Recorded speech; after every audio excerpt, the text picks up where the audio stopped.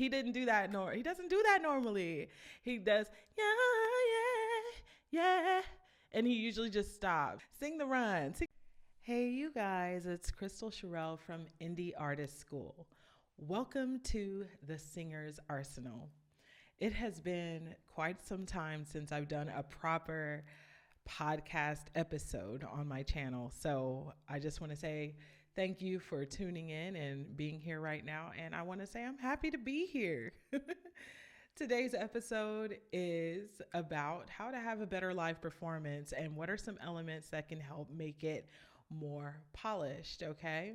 And I'll be honest, this was actually prompted by my own reaction video to Usher's Super Bowl performance that I tried to upload on YouTube, but was promptly taken down. Okay, it got a copyright thing, so it got blocked and I wasn't able to post it. This also happened with Mariah Carey reaction video before. So that's kind of why you don't see a ton of reaction videos on my channel, but I digress. I was thinking, you know what? That's not going to stop me from talking about the things that are important for us to learn from vocal performances of artists that we love. And I'm going to be honest, I'm a millennial, okay? I love me some Usher, okay? I grew up on Usher. Usher's Confessions was like my favorite album. So I don't know about you. If you're a fan or not, then you already know the vibes, okay? Now, I did post a little snippet of the performance in YouTube Shorts. Like I just posted it. And I was kind of shocked to see you guys' responses. I don't know what was going on, but yeah, we definitely weren't in agreement about how awesome it was. You know, some people were saying her wasn't actually playing the guitar. Some people were saying, oh, this wasn't that great. Now, sometimes when I hear feedback like that, sometimes especially if they can't tell, explain exactly why, sometimes I think it's maybe just not their cup of tea. Maybe they didn't want R&B for the Super Bowl. Maybe they didn't want Usher in particular, or maybe there were some things about the performance that they didn't like. But either way, my consensus is that it was amazing, okay? And I'm going to tell you why. The first thing that I really enjoyed about the Super Bowl performance is the visuals, okay? And now I'm a vocal coach, so normally when I'm listening to artists, my number one thing I think about is the vocals. We're going to get there. But one thing I really enjoyed about the visuals on this show is that the lights, the transitions were very, very smooth and well put together. Now, that's what's to be expected for a Super Bowl performance, right? But I gotta say, I feel like Usher really took it to heart. He's been having his residency in Las Vegas, so he's no stranger to putting songs together and getting the crowd engaged. I was actually really curious about what order of songs he was going to do for his set list.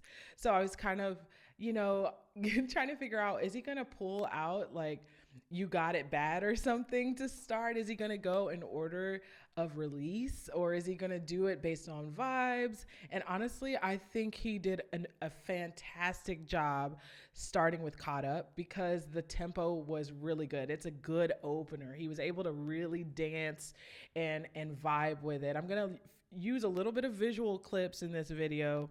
Know that I want to give you more, but that YouTube won't let me be great. So I gotta pick and choose, okay?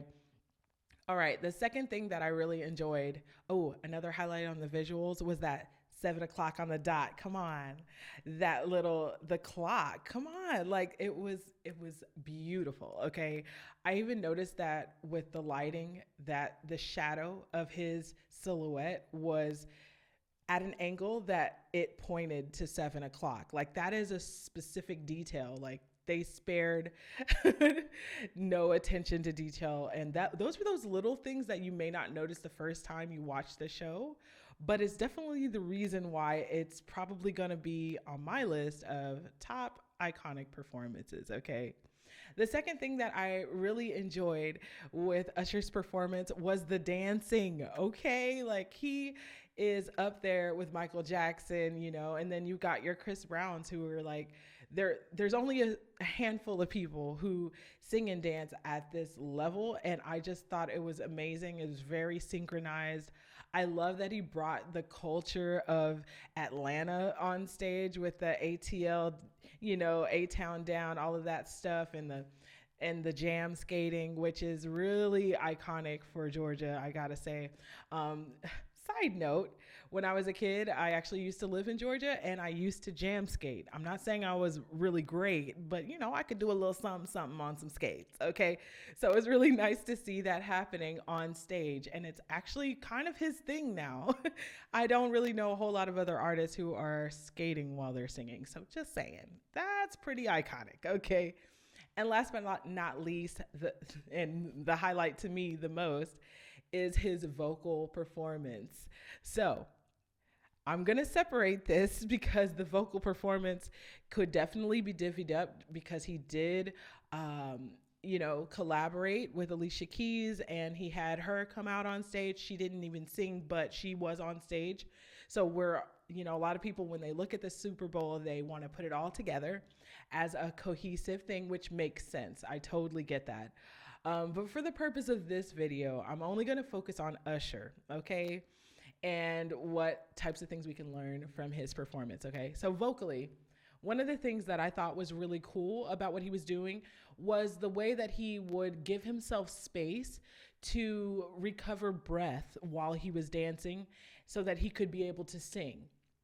It's a really subtle thing, and if you're not a singer who dances, it may not be as noticeable to you, but I will say it is a challenge to be able to sing while dancing. That's like expert level, to be able to sing in the middle of dancing.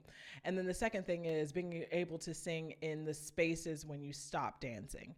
And he did quite a bit of that. He also had some opportunities where he could really let his voice shine a lot, particularly when he started doing the beginning of You Got It Bad. I was like, okay, come on, I see you. Like, he was really, really doing amazing work there. I think another thing is that you'll notice that he had opportunities where he was going to be jumping into falsetto. And I don't think a lot of people realize how much breath support and vocal placement plays a role in being able to do that correctly. And so I thought that he managed that very well. Okay. So there's some things that I wanted to talk about also, aside from just being able to space that breath and everything, but also the control of pitch accuracy. Like when you're singing and you're jumping in and out of lines, meaning there's some times where, the backing track is kind of carrying the vocals, and other times where you're taking the lead. You have to be really in tune with the music to be able to hop in at the right time, at the right pitch. And there were a few moments, I would admit, that when he was dancing quite vigorously or doing a lot, like whether he was doing kind of like an on-stage wardrobe change while he was singing, the pitch maybe drifted a little bit, but it was nothing severe. And more than anything, I noticed that he was pretty spot on the entire time. And one of the things I really like is that his mic was actually on. A lot of people, they get really nervous about Super Bowl performances and they rely a lot on, backing vocals and maybe even lip singing and stuff like that. But the one thing about him is that he is a true performer through and through. And I thought that was really nice to see. I would say that some things that we could take away from Usher's performance that maybe you want to implement in your own is one, like I said, breath support. So being able to have a good, strong breath capacity allows you to be able to move around and still have quite a bit of air, and then also allows you to be able to take big breaths in the gaps that you have so that you could hold long notes. And then the second thing is also being able to utilize that by using your diaphragm and not your chest. Try not to take shallow breaths and use the lower part of your belly instead. And you'll notice, especially in my favorite part, when he was holding that long note, he was leaning back and he was really kind of isolating the diaphragm, not really using his chest and shoulders to get the note out. And the note was so clear and really rang powerful. Okay. Another thing that I noticed that he was doing was he had a really nice, bright, wide vocal placement when he was getting into falsetto in Superstar. and he was, kind of scrunching the nose a little bit, getting in there, okay, getting that nasal resonance that's required to get those notes out well. Another thing that I saw that I thought was pretty awesome is that he was not afraid to share the stage. Sometimes doing that allows your show to have even more special moments. And those special moments are what makes your live show a lot more captivating. There are so many moments in the show that we can all remember, I know for myself, I think of the skating. I think of her coming on stage playing guitar. I think of Alicia Keys kind of being booed up with him, which is a whole nother controversy, right? I'm married, so it was really funny when they got on stage together and he was all hugged up and booed up. My husband was like, "You think Swiss gets mad about that?" Like And I was like, I don't know, entertainers, that's part of it. But, that's a little controversial. And she did have some moments while she was performing. I think that her voice didn't, deliver the way that she probably intended, just a little bit of cracking happening and maybe a little bit more than a little bit at a couple times. But one of the things that I, think is important when you are performing, especially in a new environment, is understanding like, okay, is the humidity really different?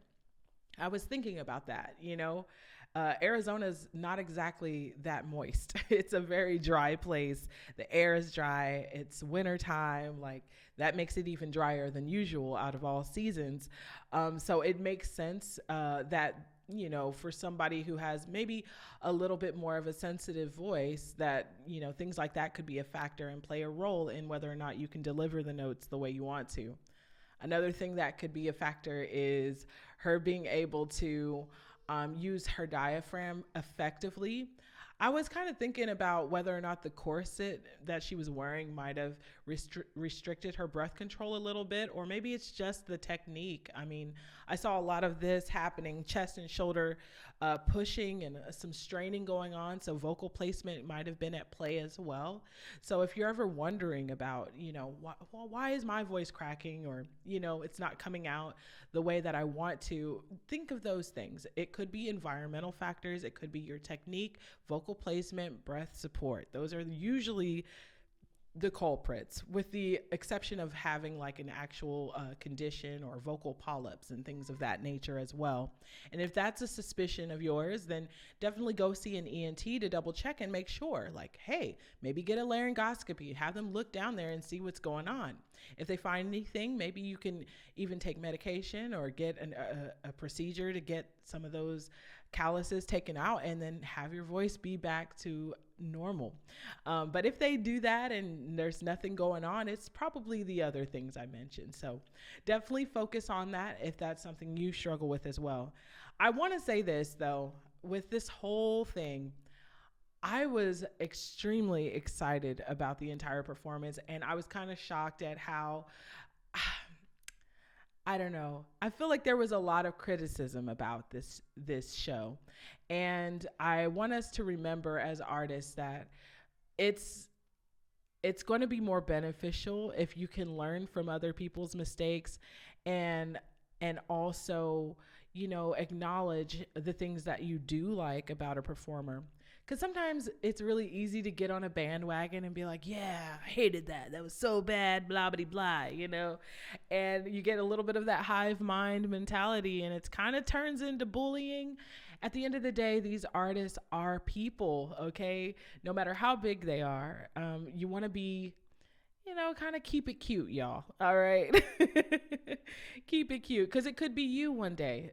Honestly, especially if you're a singer yourself and you want to improve your voice, this definitely could be you. There's going to be some gigs that are not the way that you want them to be, and you're going to have some that are absolutely the best you've ever done. And all along the way, it's about you learning and improving every step of the way. Personally, I think it was fantastic. I loved it. Okay. I'm a millennial through and through. So all those songs definitely brought back goosebumps. I was really excited. Ooh, when he did that run on Superstar, he did a little bit of a different ending. Yeah, yeah. He didn't do that. He doesn't do that normally. He does, yeah, yeah, yeah. And he usually just stops. Sing the run. And I was like, oh, okay, Usher, come through. Like, I love when artists take ad libs and liberties to their own songs and kind of like give them a new flavor and stuff like that. That means they're kind of comfortable. They're feeling themselves. You know, you're exploring, you're being creative, and you're trying to see, you know, where you can take it. And those kinds of things also add to a live performance. So yeah, just saying, when you're doing shows, if that's something you want to do, if you haven't done it already, keep those things in mind. You know, how can you create moments? How can you create nice visuals? They don't have to be Super Bowl level, okay, guys? But those are the kind of things you want to look at. Like, even if it's something as small as, you know, getting some lighting or setting a mood or whatever, you know.